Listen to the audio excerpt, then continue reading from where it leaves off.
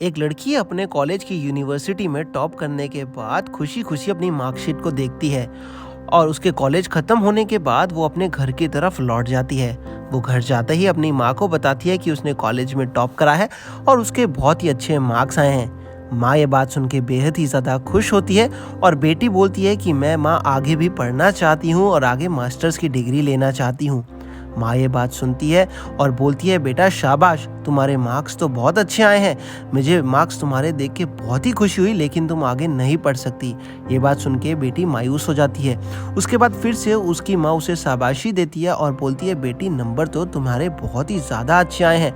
ये देख के बेटी को लगता है और एक उम्मीद जाग जाती है कि शायद ये सब देख के मेरी माँ मुझे आगे पढ़ने दे। लेकिन उसी वक्त उसकी माँ उसकी बेटी को ये बोल देती है कि बेटा तुम्हारी अब पढ़ाई पूरी हो गई है और आगे अपनी शादी की तैयारी शुरू कर लो। बेटी माँ से रिक्वेस्ट करती है और बोलती है मुझे आगे पढ़ना है, लेकिन माँ उसकी एक भी नहीं सुनती। बेटी हाथ जोड़ के उससे प्रार्थना करती है कि वो आगे पढ़ना चाहती है, अपने सपनों को पूरा करना चाहती है।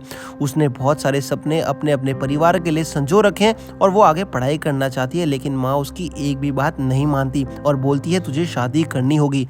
ये बात सुन के बेटी बहुत निराश होती है और आगे उसकी शादी हो जाती है। वो अपने घर चली जाती है। वहाँ पे सिंदूर लगाना, मांग टीका लगाना, चुन्नी लगाना, किचन में काम करना, यही उसका दिनचर्या शुरू हो जाता है। वो अपने घर जाके बेहद ही ज़्यादा परेशान हो जाती है क्योंकि वो अपना कोई भी सपना पूरा नहीं कर पाई होती है। वो बेचारी बस घर गृहस्थी में लग जाती है और यही उसका दिनचर्या बन चुका होता है।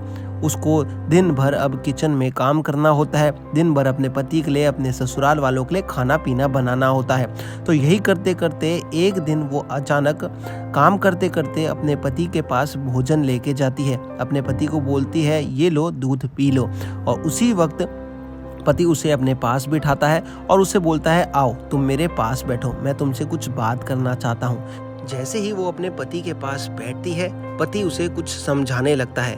पति बोलता है ये लो कॉपी पेन और आज के बाद तुम पढ़ाई करोगी, तुम मेरे लिए अपनी पढ़ाई छोड़ सकती हो और इस घर गृहस्थी में लग सकती हो। क्या मैं कुछ समय के लिए तुम्हारी ये घर गृहस्थी छुड़वा के तुम्हें पढ़ाई नहीं करवा सकता? तुम अपने सपनों को पूरा करो, ये लो कॉलेज का बैग और इसमें एक लैपटॉप भी है, तुम अपनी पढ़ाई पूरी करो और आगे कामयाब बनो और मेरा भी नाम रोशन करो, अपने परिवार का भी। तो दोस्तों आप भी अपनी घर वालों की, अपनी घरवाली की, अपने बच्चे की, किसी की भी पढ़ाई ना रुकवाएं। अगर उसे लगता है कि वो अपने जीवन में शिक्षा को प्राप्त कर सकता है और आगे कुछ मुकाम हासिल कर सकता है, अपने सपनों को पूरा कर सकता है, तो उसे प्लीज पढ़ने दीजिए। यही हमारी सोसाइटी चाहती है। पढ़ेगा इंडिया तो बढ़ेगा इंडिया।